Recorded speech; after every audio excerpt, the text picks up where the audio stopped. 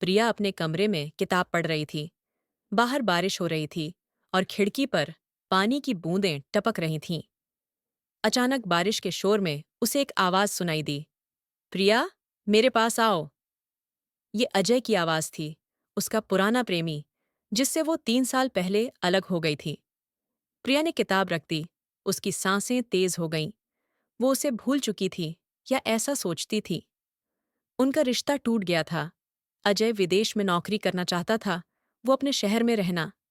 वो चला गया और उसने कभी पीछे मुड़कर नहीं देखा।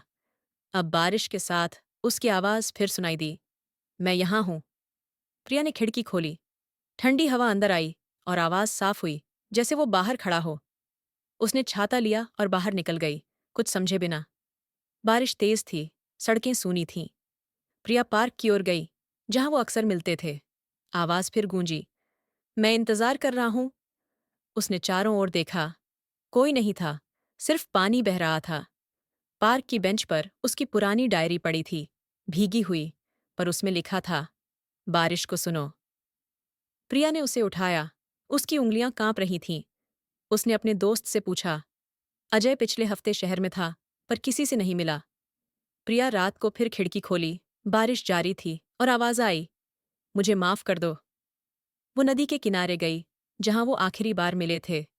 वहां उसकी पुरानी घड़ी पड़ी थी, टूटी हुई। प्रिया समझ गई, वो यहां था, पर चला गया। उसकी माँ ने कहा कि वो शहर में सिर्फ एक दिन रुका था। प्रिया घर लौटी, डायरी को सुखाने रखा। बारिश रुक गई और आवाज गायब हो गई, पर उसका गूंज मन में रहा। वो नहीं जानती थी कि ये कैसे हुआ, पर उसने उसका अलविदा सुना। प्रिया ने घड़ी अपने पास रख ली, एक याद जो बारिश के साथ आई।